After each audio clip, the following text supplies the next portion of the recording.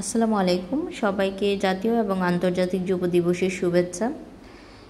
আজকে ছিল জাতীয় এবং আন্তর্জাতিক যুব দিবস এবং প্রথমেই আমরা কেক কেটে অনুষ্ঠানটি উদ্বোধন করি এবং আমার এখানে জাতীয় আন্তর্জাতিক যুব দিবস উপলক্ষে বিনামূল্যে যুব নারীদের 7 দিনব্যাপী প্রশিক্ষণ ও আলোচনা সভার আয়োজন করা হয়। তো অনুষ্ঠানে প্রধান অতিথি হিসেবে উপস্থিত ছিলেন আমাদের কিশোরগঞ্জ জেলা যুব উন্নয়ন অধিদপ্তরের সহকারী পরিচালক স্যারকে অনেক অনেক ধন্যবাদ এবং কৃতজ্ঞতা আমাদের অনুষ্ঠানে থাকার জন্য। আর এখানে আমি প্রায় 20 জনকে নিয়ে শুরু করি কুশি কাটার, সম্পূর্ণ বিনামূল্যে তারা প্রশিক্ষণটি পাবে। এখানে স্যার আলোচনা সভা শুরু করেন এবং সবার সাথে অনেক আলোচনা করেন। যুব উন্নয়ন অধিদপ্তর নিয়ে আলোচনা করা হয়, সেখানে কি কি প্রশিক্ষণ প্রদান করা হয়।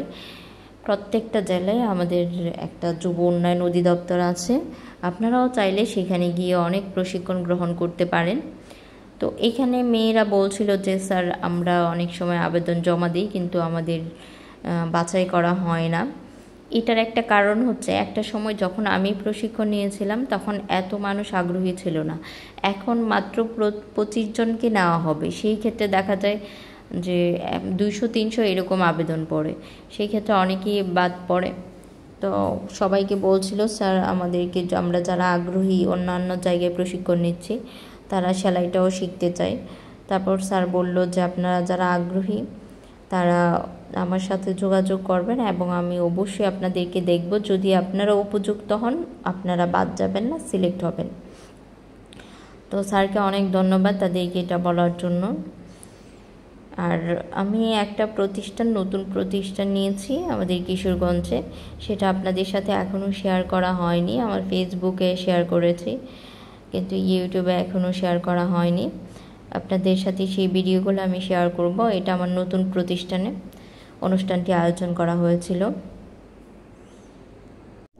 এর আগে আমার 3টা প্রতিষ্ঠান, 3 জায়গায়, এক জায়গায় প্রশিক্ষণ, তারপর হচ্ছে আমার বিউটিফিকেশন, তারপর বুটিক শপ। তো সব মিলিয়ে অনেক দৌড়াদৌড়ি, তার মধ্যে আবার সংগঠন। তো এখন আমি সব কিছু একটা জায়গায় করতে পারছি, সেজন্য আমি সবাইকে সময়ও দিতে পারি, অসুবিধা হয়নি। সবার মাঝে, প্রশিক্ষণার্থীর মাঝে উপকরণ বিতরণ করা হয়।